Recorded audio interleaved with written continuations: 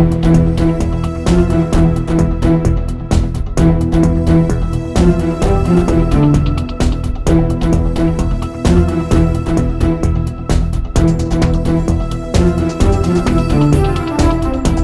ದೇಶದಲ್ಲಿ ಅಧಿಕಾರ ಹಿಡಿಬೇಕಾದ್ರೆ ಬಿಜೆಪಿದು 450 ಕೋಟಿ ರೂಪಾಯಿ ಇತ್ತು ಅವರ ಬ್ಯಾಂಕ್ ಬ್ಯಾಲೆನ್ಸ್ ಬಿಜೆಪಿದು. ಇವತ್ತು 8,000 ಕೋಟಿ ಆಗಿದೆಯಲ್ಲ. ಯಾರು ಹಾಕಿದ್ರು ಈ ಬ್ಯಾಂಕ್ ಬ್ಯಾಲೆನ್ಸ್ ನ ಬಿಜೆಪಿನವ್ರಿಗೆ? ಇವರು ನಿಜವಾಗ್ಲೂ ಜನಪ್ರತಿನಿಧಿಗಳಲ್ಲ, ಇವರು ಜನ ವಿರೋಧಿಗಳು. ಈ ತರದ ಅಯೋಗ್ಯರು, ನೀಚರು, ಭ್ರಷ್ಟರು ಆಳ್ತಾ ಇದ್ರೆ ನಿಮ್ಗೆ ಯಾವ ರೀತಿ ಭವಿಷ್ಯವನ್ನ ಅವರು ಕಟ್ಕೊಡ್ತಾರೆ? ಯಾರೋ ಏನೋ ಕೇಳಿದ್ರೆ ಉತ್ತರಿಸುವಂತ ಎದೆಗಾರಿಕೆ ತೋರಿಸಿ. 56 ಇಂಚು ಅಂತಾರೆ, 5.6 ಇಂಚು ಇಲ್ಲ ಅವ್ರದ್ದು. ಮನ್ ಕಿ ಬಾತ್ ಮಾಡಿ ನೀವ್ ಹೇಳೋದನ್ನ ಕೇಳೋದಲ್ಲ ಸ್ವಾಮಿ. ಫಸ್ಟ್ ಮೋದಿಜಿ ಅವರು ಜನ್ ಕಿ ಬಾತ್ ಮುಖಾಂತರ ಜನರ ಮಾತನ್ನ ಅವ್ರು ಕೇಳಲಿ.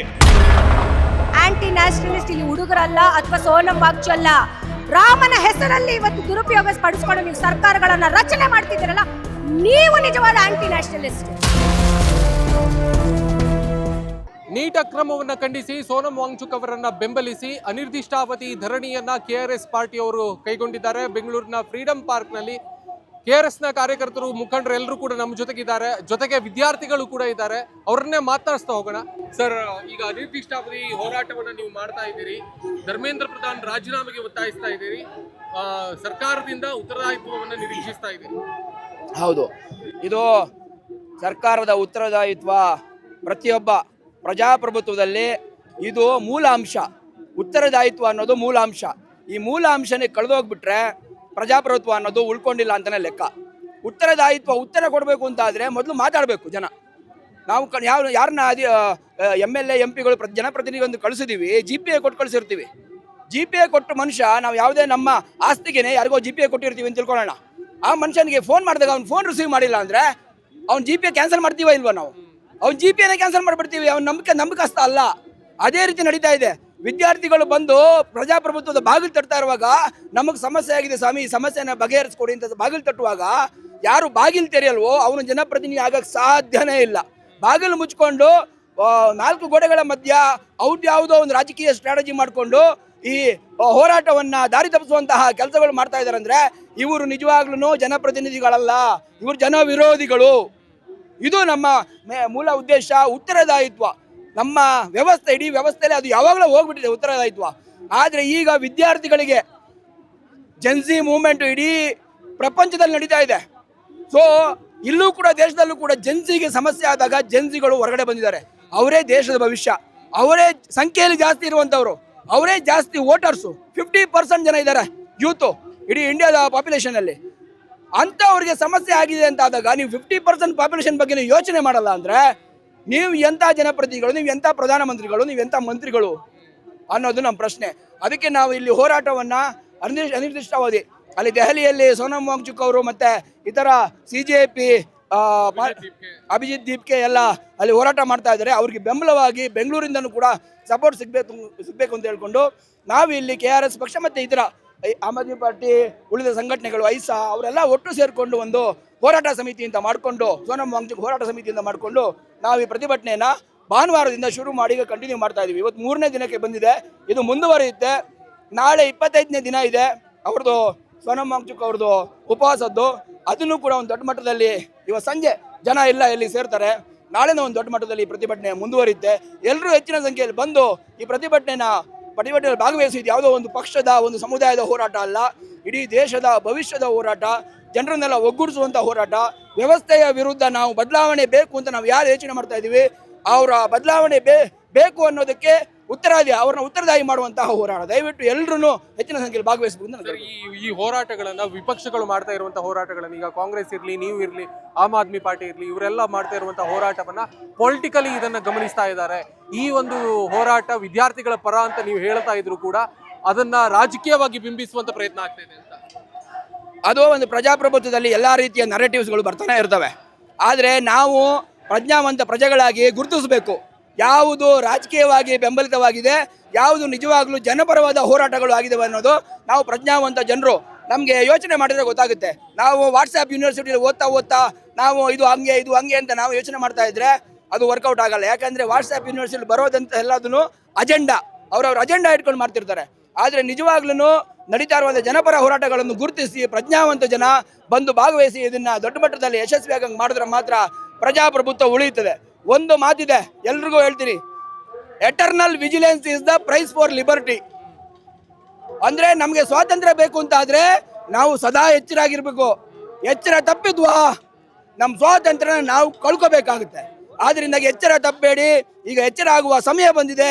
ದಯವಿಟ್ಟು ಎಲ್ಲರೂ ಇಲ್ಲಿ ಹೆಚ್ಚಿನ ಸಂಖ್ಯೆಯಲ್ಲಿ ಬಂದು ಭಾಗವಹಿಸಿ ಹೋರಾಟವನ್ನು ಯಶಸ್ವಿ ಮಾಡಬೇಕು ಅಂತ ನಾನು ಕೇಳ್ತೀನಿ. ವಿಪಕ್ಷಗಳು ಒಗ್ಗೂಡ್ತಾ ಇಲ್ಲ. ಈ ತರದೊಂದು ಅಕ್ರಮಗಳು ಬಹಳ ದೊಡ್ಡ ಮಟ್ಟದಲ್ಲಿ ರಾಷ್ಟ್ರ ಮಟ್ಟದಲ್ಲಿ ಆಗ್ತಾ ಇದ್ರು ಕೂಡ ನಿಮ್ಮಲ್ಲೇ ಒಗ್ಗಟ್ಟಿಲ್ಲ ಅನ್ನುವಂತ ಲೆಕ್ಕಾಚಾರದಲ್ಲಿ ಮಾತುಗಳು ಆರೋಪಗಳು ಕೇಳಿಬರ್ತಾ ಇದೆ.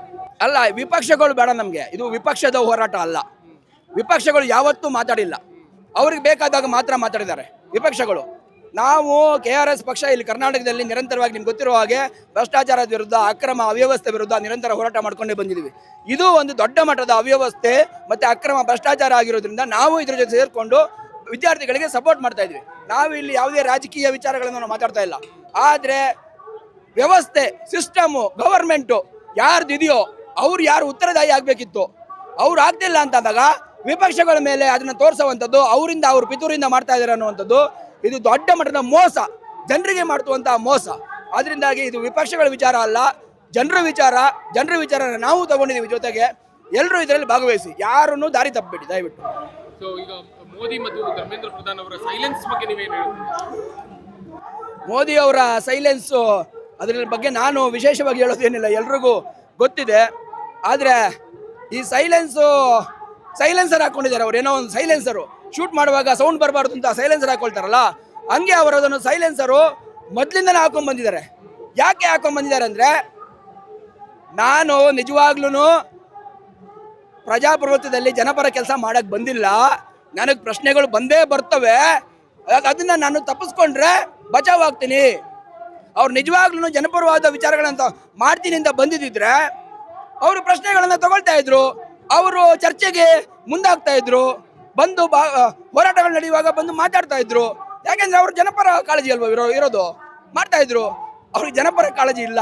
ಅವ್ರಿಗೆ ಯಾವುದೋ ಒಂದು ಅವ್ರ ಅಜೆಂಡಾ, RSS ಅಜೆಂಡಾ ಅಂತಾರಲ್ಲ, ಅದನ್ನ ಮಾಡೋದಕ್ಕೆ ಕೊಟ್ಟಿದ್ದಾರೆ ಅಂತ ನೇರವಾಗಿ ಇವತ್ತೇ ಗೊತ್ತಾಗ್ತಾ ಇದೆ. ವಿದ್ಯಾರ್ಥಿಗಳು ಏನೋ ಬಂದು ಕೇಳ್ತಾ ಇದಾರೆ, ಓದ್ತಾ ಇರುವಂತ ಅವ್ರಿಗೇನು ಗೊತ್ತಿದೆ ರಾಜಕೀಯ? ಅವ್ರಿಗೇನು ರಾಜಕೀಯ ಗೊತ್ತಿದೆ? ಅವರು ಓದ್ತಾ ಇದ್ದಾರೆ, ಅವ್ರ ಸಮಸ್ಯೆ ಆಗಿದೆ, 21 ಜನ ಸತ್ತೋಗ್ಬಿಟ್ಟಿದ್ದಾರೆ. ವಿದ್ಯಾರ್ಥಿಗಳು ಸತ್ತೋಗ್ತಾ ಇರುವಂತ ದೇಶ ಎಂತ ದೇಶ? ಅಭಿವೃದ್ಧಿ ಹೊಂದಿರೋ ದೇಶನ, ಹಿಂದುಳಿದ ದೇಶನ?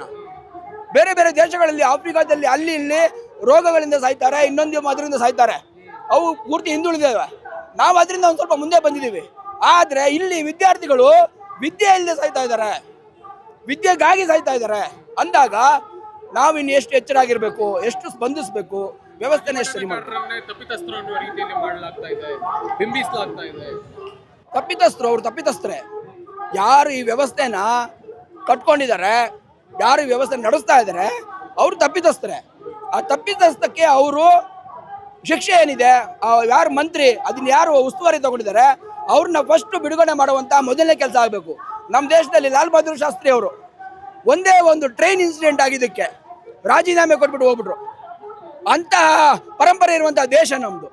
ಆದ್ರೆ ಇಲ್ಲೇ 21 ಜನ ವಿದ್ಯಾರ್ಥಿಗಳು ಸತ್ತೋದ್ರು ಅವರು ಯಾವುದೇ ರೀತಿಯ ಕ್ರಮಕ್ಕೆ ಮುಂದಾಗದಿರುವಂಥದ್ದು, ಯಾವುದೇ ಉತ್ತರದಾಯಿತ್ವಕ್ಕೆ ಮುಂದಾಗದಿರುವಂಥದ್ದು, ಇದು ದೊಡ್ಡ ಏನ್ ಹೇಳ್ತಾರೆ ದುರಂತ, ನಮ್ಮ ಪ್ರಜಾಪ್ರಭುತ್ವದ ದುರಂತ. ಇದು ಪ್ರಜಾಪ್ರಭುತ್ವ ಅಂತ ಹೇಳಕ್ಕೆ ಬರ್ತಾ ಇಲ್ಲ, ಪ್ರಜಾಪ್ರಭುತ್ವನೇ ಅಲ್ಲ ಇದು. ಇವತ್ತು ಭಾರತದ ಪಾಲಿಗೆ ಈ ದಿನಗಳು ನಿಜಕ್ಕೂ ಕರಾಳ ದಿನಗಳ ರೀತಿಯಲ್ಲಿ ಕಾಣಿಸ್ತಾ ಇದ್ದಾವೆ. ಯಾಕೆಂತಂದರೆ ಆ ದೇಶವನ್ನು ಒಂದು ಒಳ್ಳೆಯ ಸ್ಥಿತಿನಲ್ಲಿ ತೆಗೆದುಕೊಂಡು ಹೋಗಬೇಕಾಗಿರುವಂತಹ ಜವಾಬ್ದಾರಿ ಸ್ಥಾನದಲ್ಲಿರುವಂಥವ್ರು ಇವತ್ತು ದುರಾಡಳಿತ ಭ್ರಷ್ಟಾಚಾರದಲ್ಲಿ ಮುಳುಗಿದ್ದಾರೆ. ಅವರ ತಪ್ಪನ್ನು ಅವ್ರಿಗೆ ತಿದ್ಕೊಳ್ಳಿ ಅಂತ ಹೇಳ್ತಾ ಇದ್ರೆ, ನಿಮ್ಮ ತಪ್ಪನ್ನು ಸರಿಪಡಿಸ್ಕೊಳ್ಳಿ. ನೀವು ವಿದ್ಯಾರ್ಥಿಗಳ ಭವಿಷ್ಯದಲ್ಲಿ ಆಟ ಆಡ್ತಾ ಇದ್ದೀರಾ, ನೀವು ಯುವಜನತೆಯ ಭವಿಷ್ಯದಲ್ಲಿ ಆಟ ಆಡ್ತಾ ಇದ್ದೀರಾ.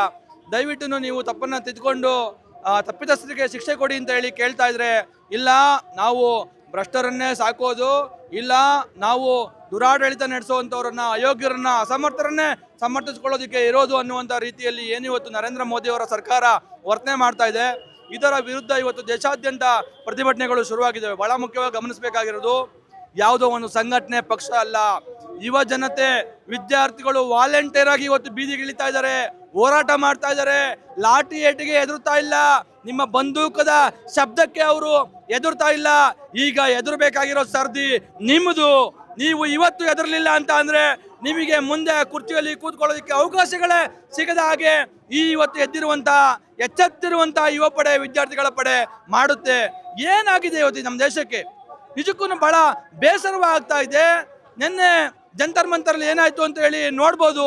ವಿದ್ಯಾರ್ಥಿಗಳು ಅಂತ ಅನ್ನೋದಲ್ಲೇ, ಯುವ ಜನತೆ ಅಂತ ಅನ್ನೋದಲ್ಲೇ ಅವ್ರೇನು ಕೇಳಬಾರ್ದನ್ನ ಕೇಳ್ತಾ ಇಲ್ಲ. ಅವ್ರಿಗಾಗಿರುವಂತ ಅನ್ಯಾಯ, ನೋವು, ಸಂಕಷ್ಟ ಏನಿದೆ ಅದಕ್ಕೆ ಪರಿಹಾರವನ್ನ ಕೇಳ್ತಾ ಇದ್ದಾರೆ. ನೀವು ಅದು ಯಾವುದನ್ನು ಲೆಕ್ಕಕ್ಕೆ ಇಟ್ಕೊಳ್ದಲ್ಲೇ ಅವ್ರ ಮೇಲೆ ಲಾಠಿ ಚಾರ್ಜ್ ಮಾಡಿಸ್ತೀರಾ ಅಂದ್ರೆ, ಅವ್ರ ಮೇಲೆ ಸೆಲ್ಗಳನ್ನ ಸಿಡಿಸ್ತೀರಾ ಅಂತ ಅಂದ್ರೆ ನೀವು ಎಷ್ಟು ಕೊಬ್ಬಿದ್ದೀರಾ, ನೀವು ಎಷ್ಟು ಕೇರ್ಲೆಸ್ ಮಾಡ್ತಾ ಇದ್ದೀರಾ ಯುವ ಜನತೆಯನ್ನ. ಇದು ಇನ್ನು ಮುಂದೆ ನಡೆಯೋಲ್ಲ. ಇವತ್ತು ಎಚ್ಚೆತ್ತಿರುವಂತ ಯುವ ಜನತೆ ನಿಮ್ಮನ್ನ ಸಬ್ಸ್ಟಿಟ್ಯೂಟ್ ಮಾಡ್ತಾರೆ. ಇವತ್ತು ಇವರು ಕೇಳ್ತಾ ಇರೋದು ಕೇವಲ ಧರ್ಮೇಂದ್ರ ಪ್ರಧಾನ್ ರಾಜೀನಾಮೆ.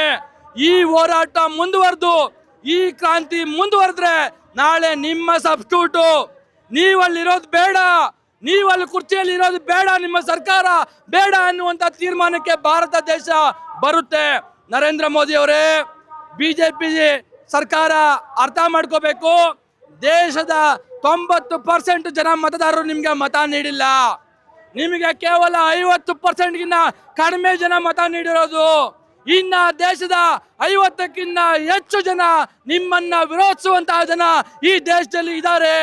ನೀವು ಹೇಳೋದು ಮಾಡೋದು ಎಲ್ಲವನ್ನ ಜೈ ಜೈ ಅನ್ನೋದಕ್ಕೆ ಇಡೀ ಭಾರತ ದೇಶದ ಜನ ಗುಲಾಮರಲ್ಲ. ಗುಲಾಮರು ಕೇವಲ ನಿಮ್ಮ ಪಕ್ಷದ ಬೆಂಬಲಿಗರು ಮಾತ್ರ. ಹಾಗಾಗಿ ಇವತ್ತು ಕರ್ನಾಟಕವೂ ಸೇರಿದಾಗೆ ಅಲ್ಲಿ ಏನು ಡೆಲ್ಲಿನಲ್ಲಿ ಹೋರಾಟ ನಡೀತಾ ಇದೆ, ಸೋನಮ್ ವಾಂಗ್ಚುಕ್ ಅವರು 24 ದಿನಗಳ ಉಪವಾಸ ಮಾಡಿದ್ದಾರೆ.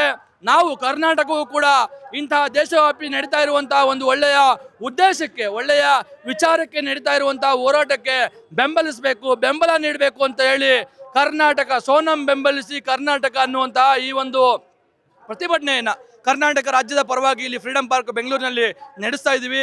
ಆಮ್ ಆದ್ಮಿ ಪಾರ್ಟಿ, ಕರ್ನಾಟಕ ರಾಷ್ಟ್ರ ಸಮಿತಿ ಪಕ್ಷ, ಬೇರೆ ಐಸಾ ವಿದ್ಯಾರ್ಥಿ ಸಂಘಟನೆಗಳು, CJP ಪಕ್ಷ ಎಲ್ಲರೂ ಸೇರಿಕೊಂಡು ನಾವು ಇಲ್ಲಿ ಒಗ್ಗಟ್ಟಾಗಿ ಹೋರಾಟವನ್ನು ರೂಪಿಸ್ತಾ ಇದ್ದೀವಿ. ನಾನು ರಾಜ್ಯದ ಎಲ್ಲ ಯುವ ಜನತೆಯಲ್ಲಿ, ರಾಜ್ಯದ ಎಲ್ಲ ವಿದ್ಯಾರ್ಥಿಗಳಲ್ಲಿ ಕೇಳ್ಕೊಳ್ಳೋದು, ನೀವು ಮನೆಯಲ್ಲಿ ಕೂತ್ಕೊಂಡು ಲೈಟ್ ಹಾಕೊಂಡು ಬೆಳಿಗ್ಗೆ ತನಕ ಓದಿ ಸ್ಟೂಡಿಯಸ್ ಆಗಿ 90%, 99% ಅಥವಾ ಇನ್ಯಾವುದೋ ಎಕ್ಸಾಮ್ ಅಲ್ಲಿ ರ್ಯಾಂಕ್ ಬಂದ್ರು ನಿಮ್ಗೆ ಕೆಲಸ ಸಿಗಲ್ಲ. ಗೌರ್ಮೆಂಟ್ ಕೆಲಸನೇ ಕೊಡ್ತಾ ಇಲ್ಲ. ಇವತ್ತು ಎಲ್ಲ ದುಡ್ಡು ಅವ್ರಿಗೆ ತಿನ್ನೋದಿಕ್ಕೆ ಸಾಕಾಗ್ತಾ ಇಲ್ಲ, ನಿಮಗೆ ಕೆಲಸ ಎಲ್ಲಿ ಕೊಡ್ತಾರೆ?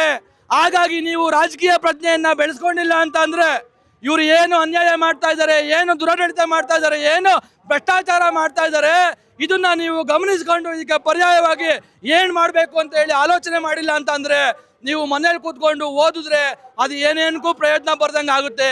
ಹಾಗಾಗಿ ದಯವಿಟ್ಟು ಇಂತಹ ಒಂದು ಹೋರಾಟಗಳು, ಮೊಮೆಂಟು ಏನು ಭಾರತದಲ್ಲಿ ಶುರುವಾಗಿದೆ, ಇದನ್ನ ಬೆಂಬಲಿಸೋದಕ್ಕೆ ನೀವೆಲ್ಲರೂ ಮನೆ ಬಿಟ್ಟು, ಕಾಲೇಜ್ಗಳನ್ನ ಬಿಡಿ. 1 ದಿವಸ 2 ದಿವಸ ಕಾಲೇಜ್ಗೆ ರಜಾ ಹಾಕೊಂಡು ಇಲ್ಲಿ ಬನ್ನಿ. ನಾಳೆ ನಿಮ್ಮ ಭವಿಷ್ಯವನ್ನ ಈ ತರದ ಅಯೋಗ್ಯರು, ನೀಚರು, ಭ್ರಷ್ಟರು ಆಳ್ತಾ ಇದ್ರೆ ನಿಮ್ಗೆ ಯಾವ ರೀತಿ ಭವಿಷ್ಯವನ್ನ ಇವರು ಕಟ್ಕೊಡ್ತಾರೆ? ದಯವಿಟ್ಟು ಹಾಗಾಗಿ ನೀವೆಲ್ಲರೂ ಫ್ರೀಡಂ ಪಾರ್ಕಿಗೆ ಬಂದು ಈ ಹೋರಾಟವನ್ನ ಬೆಂಬಲಿಸಬೇಕು ಅಂತ ಹೇಳಿ ನಾನು ರಾಜ್ಯದ ಎಲ್ಲ ಯುವ ಜನತೆ ಮತ್ತು ವಿದ್ಯಾರ್ಥಿಗಳಲ್ಲಿ ಮನವಿ ಮಾಡ್ತೀನಿ. Thank you. ಪ್ರತಿಭಟನಾಕಾರರನ್ನ ಧರ್ಮೇಂದ್ರ ಪ್ರಧಾನ್ ಅವರು ಟೆರರಿಸ್ಟ್ ಅನ್ನೋ ರೀತಿಯಲ್ಲಿ ಮಾತನಾಡಿದ್ರು ಅಂತ. ನೋಡಿ ಸರ್, ಬಂಡತನ ಅನ್ನೋದಕ್ಕೆ ಅದಕ್ಕೊಂದು ಮಿತಿ ಇಲ್ಲ. ತಮ್ಮ ತಪ್ಪುಗಳನ್ನ ಸಮರ್ಥಿಸ್ಕೊಳ್ಳೋದಕ್ಕೆ ಯಾರಿಗಾದ್ರೂ ಒಂದು ಪ್ರಜ್ಞೆ ಇದ್ರೆ, ಧರ್ಮೇಂದ್ರ ಪ್ರಧಾನ್ಗಾಗ್ಲಿ, ನರೇಂದ್ರ ಮೋದಿ ಅವ್ರಿಗಾಗ್ಲಿ, ಜನ ಕೇಳ್ತಾ ಇರೋದ್ರಲ್ಲಿ ನ್ಯಾಯ ಇದೆ. ಪ್ರಜ್ಞೆ ಇದ್ರೆ ಅವ್ರಿಗೆ ಗೊತ್ತಾಗ್ತಾ ಇತ್ತು, ಓ ಜನ ಕೇಳ್ತಾ ಇರೋದ್ರಲ್ಲಿ ನ್ಯಾಯ ಇದೆ, ವಿದ್ಯಾರ್ಥಿಗಳು ಕೇಳ್ತಾ ಇರೋದ್ರಲ್ಲಿ ನ್ಯಾಯ ಇದೆ ಅಂತ ಹೇಳಿ ಅವ್ರಿಗೆ ಮಾತುಕತೆ ಮುಖಾಂತರ ಅವರ ಸಮಸ್ಯೆಗಳನ್ನ ಬಗೆಹರಿಸುವಂತಹ ಪ್ರಯತ್ನ ಮಾಡ್ತಾ ಇದ್ರು. ಬಂಡುತನಕ್ಕೆ ಬಿದ್ಬಿಟ್ರೆ ಮುಗ್ದೋಯ್ತು, ಎಲ್ಲವನ್ನೂ ಸಮರ್ಥಿಸ್ಕೊಳ್ಳೋದು ಸುಳ್ಳು ಸತ್ಯ. ರಾಮ ನಮ್ಮ ಮನೆಯಲ್ಲೇ ಹುಟ್ಟಿದ್ದ ಅಂತಾರೆ. ಬಿಜೆಪಿ ಅವರು ಯಾವ್ದು ಸಂಘಟನೆ ಇದೆಯಲ್ಲ, ಅವರ ಸಂಘಟನೆ ಹೆಡ್ ಕ್ವಾರ್ಟರ್ಸ್ ಅಲ್ಲೇ ಶ್ರೀರಾಮಚಂದ್ರ ಹುಟ್ಟಿದ್ದ ಅಂತ ಹೇಳ್ತಾರೆ. ಆ ತರದ ಬಂಡತನಕ್ಕೆ ಅವರು ಬಿದ್ದೋಗಿದ್ದಾರೆ. ಏನು ನಾನು ಆಗ್ಲೇ ಹೇಳ್ದೆ, ಅವ್ರು ಏನ್ ಬೇಕಾದ್ರು ಹೇಳ್ತಾರೆ. ಬಾಂಗ್ಲಾದಿಂದ ಬಂದಿದ್ರು, ಚೈನಾದಿಂದ ಬಂದಿದ್ರು, ಇನ್ನೆಲ್ಲಿಂದನೋ ಭಾರತ ದೇಶಕ್ಕೆ ಆಗದೆ ಇರುವಂತ ದೇಶಗಳು ಯಾವ್ಯಾವು, ಅವ್ರಿಗೆ ಆಗದೆ ಇರುವಂತ ಕಮ್ಯುನಿಟಿ ಇರುವಂತ ದೇಶಗಳಿಂದ ಬಂದಿದ್ರು ಅಂತ ಹೇಳಿ ಅವ್ರು ಹೇಳ್ತಾರೆ. ಆದ್ರೆ ಸ್ವಾಮಿ, ನೀವ್ ಹೇಳೋ ಸತ್ಯ ಅಲ್ಲ.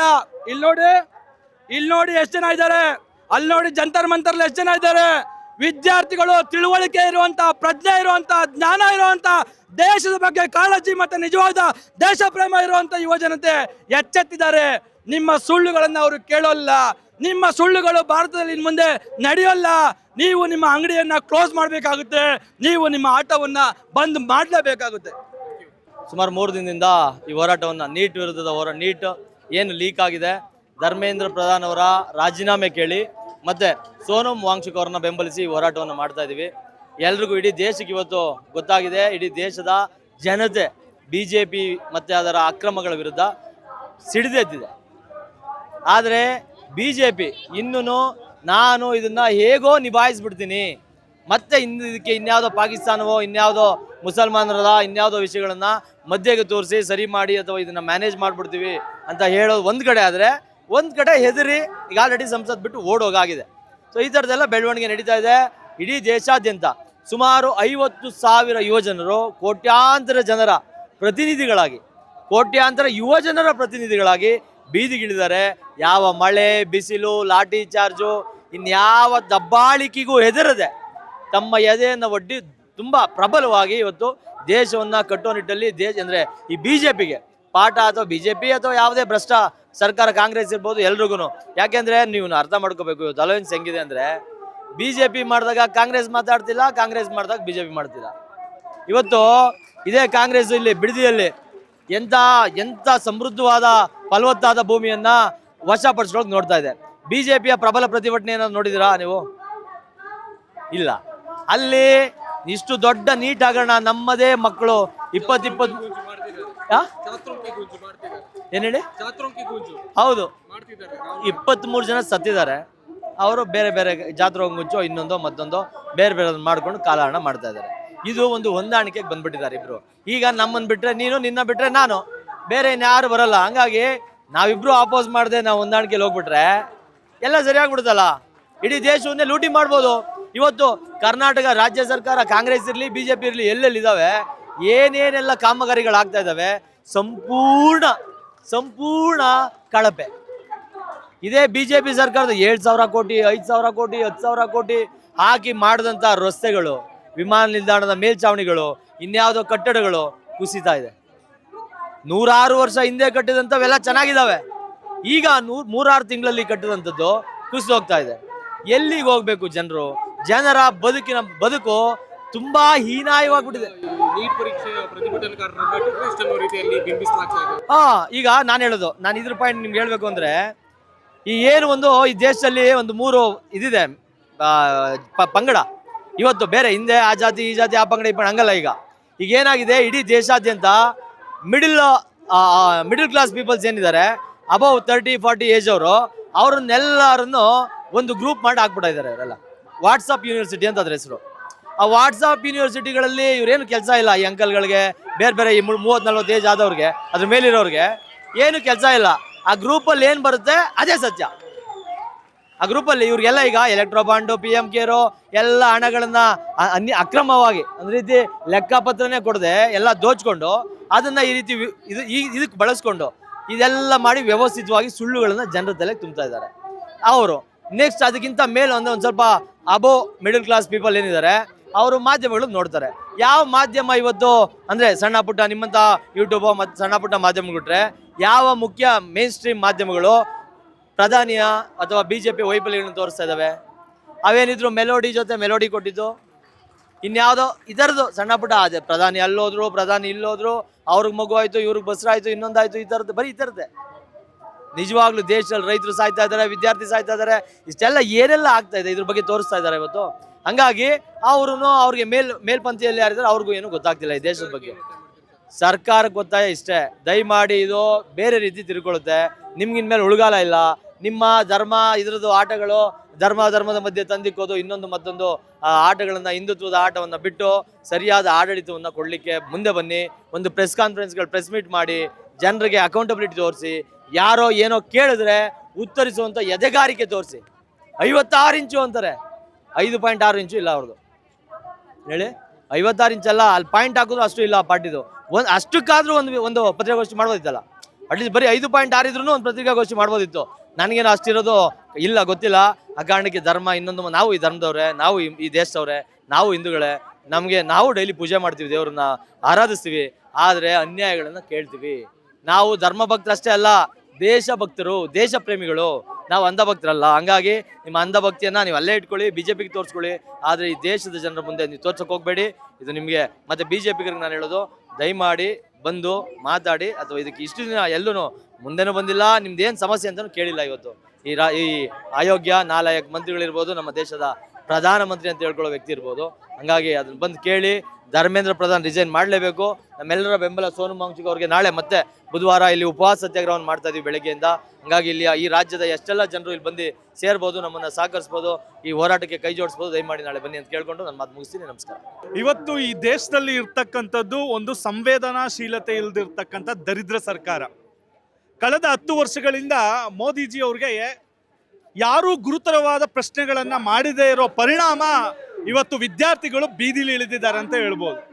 ಯಾಕಂದ್ರೆ ಎಷ್ಟೋ ನ್ಯಾಷನಲ್ ಮೀಡಿಯಾಗಳು ಇವತ್ತು ಸಾರ್ವಜನಿಕ ವಲಯದಲ್ಲಿ ಚರ್ಚೆ ಆಗ್ತಕ್ಕಂಥದ್ದು, ಮೋದಿಜಿ ಅವ್ರನ್ನ ಕಾಲಕ್ಕೆ ಪ್ರಶ್ನೆಗಳನ್ನ ಮಾಡಿದ್ರೆ, ಈ ದೇಶದ ಆಗು ಹೋಗುಗಳನ್ನ ಪ್ರಶ್ನೆ ಮಾಡಿದಿದ್ರೆ ಇವತ್ತು ಅವರಲ್ಲಿ ಒಂದು ಜವಾಬ್ದಾರಿ ಅಂತಕ್ಕಂಥದ್ದು ಬರ್ತಾ ಇತ್ತು. ಇವತ್ತು ಈ ಒಂದು ಬೇಜವಾಬ್ದಾರಿ ಬಿಜೆಪಿ ಸರ್ಕಾರಕ್ಕೆ ಒಂದು ಯುವಕರಿಗೆ ಸಾಂತ್ವನ ಹೇಳ್ತಕ್ಕಂಥ ಕನಿಷ್ಠ ಯೋಗ್ಯತೆನೂ ಇಲ್ವಾ?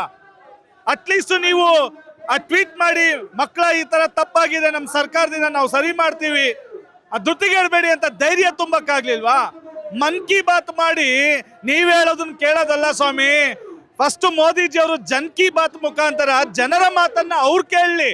ಜನರು ಏನು ಈ ಭಾರತ ದೇಶದಲ್ಲಿ ಬಯಸ್ತಾ ಇದ್ದಾರೆ ಅದನ್ನ ಅವರು ಉತ್ತರಿಸ್ಬೇಕಾಗ್ತದೆ. ಇವತ್ತು ವಿದ್ಯಾರ್ಥಿಗಳಿಗೆ ಯಾವ ರೀತಿ ಅಲ್ಲಿ ತಳಿಸ್ತಾ ಇದ್ದಾರೆ ಅಂತ ಹೇಳಿದ್ರೆ, ಲಾಠಿಯಲ್ಲಿ ಮೊಳೆಗಳನ್ನ ಹಾಕೊಂಡು ಪ್ರೀಪ್ಲಾನ್ಡ್ ಆಗಿ ಲಾರಿಗಳು ಕಲ್ಲಿಂದು ಎಲ್ಲ ನಿಲ್ಸಿ ಡಕೋಟಾ ಗಾಡಿಗಳನ್ನೆಲ್ಲ ಲೈನ್ ಆಗಿ ಹಾಕ್ಬಿಟ್ಟು ಯುವಕರ ಆಕ್ರೋಶ ಸ್ಫೋಟಗೊಂಡಿತು.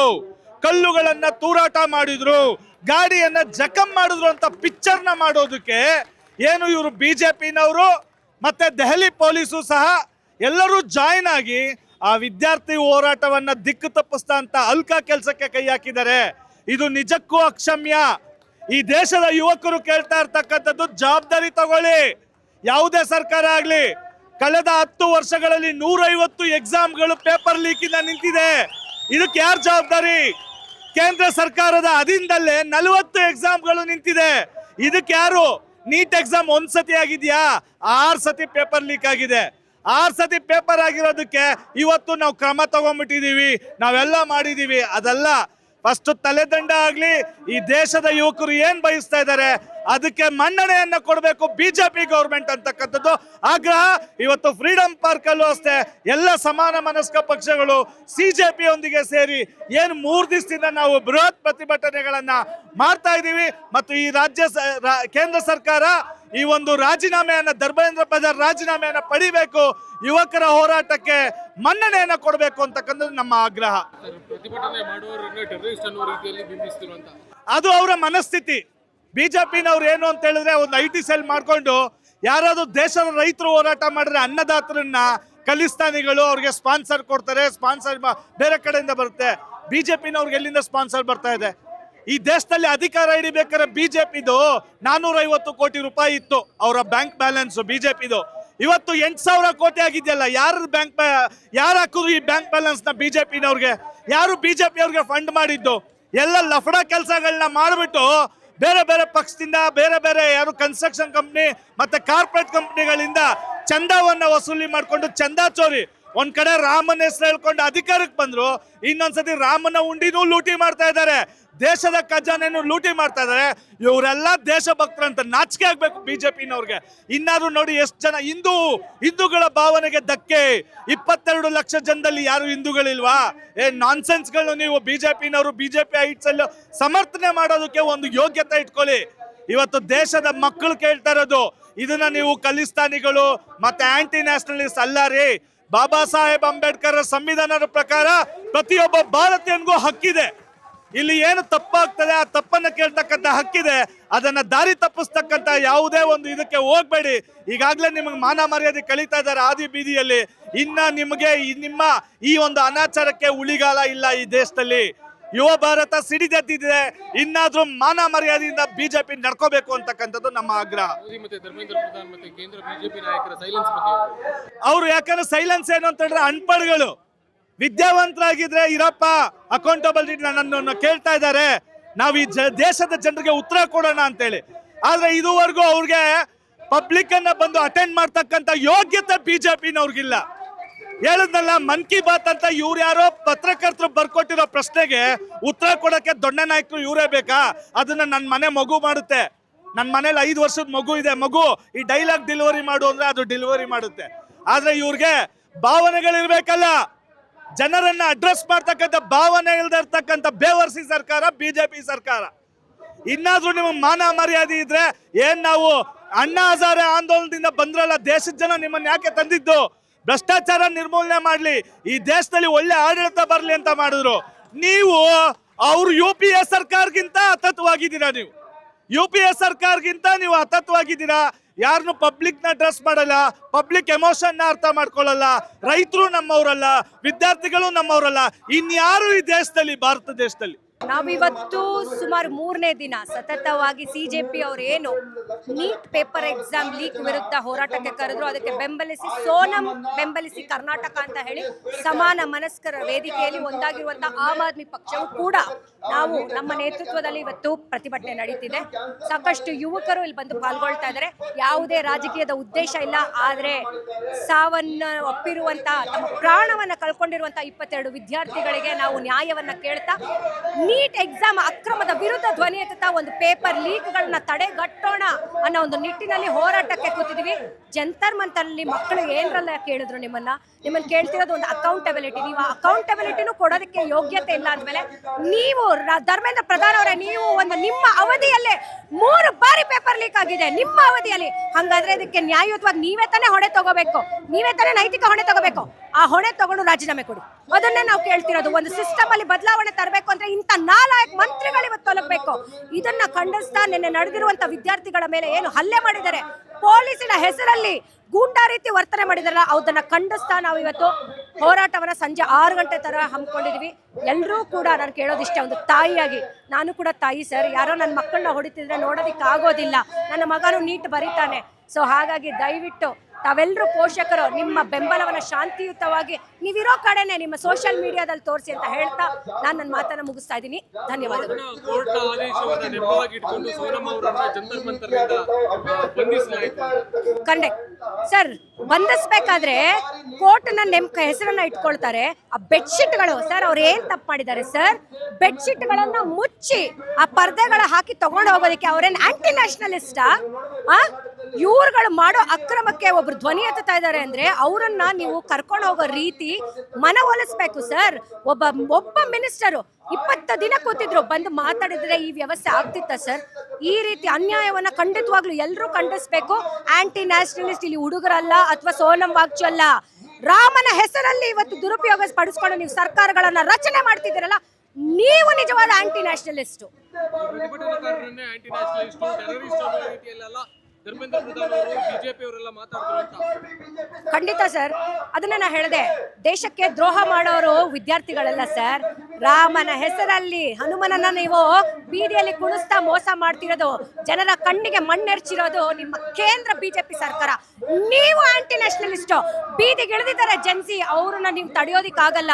ಶಾಂತಿಯುತವಾಗಿದ್ದಂತ ಪ್ರತಿಭಟನೆಗೆ ಹತ್ತಿಕ್ಕೆ ಕೆಲಸ ಮಾಡಿ ಇವತ್ತು ಹೋರಾಟಕ್ಕೆ ತಂದು ನಿಲ್ಸಿದ್ರ, ಅನುಭವಿಸಿ. ಇವಿಷ್ಟು ನೀಟ್ ಅಕ್ರಮವನ್ನ ಖಂಡಿಸಿ ಸೋನಂ ಅವರನ್ನ ಬೆಂಬಲಿಸಿ ನಡೆಸ್ತಾ ಇರುವಂತಹ ಪ್ರತಿಭಟನಾಕಾರರ ಮಾತು. ಕ್ಯಾಮರಾ ಪರ್ಸನ್ ಧನುಷ್ ಜೊತೆ ಶ್ರೀರಾಜ್ ವಕ್ವಾಡಿ, ಬೆಂಗಳೂರು.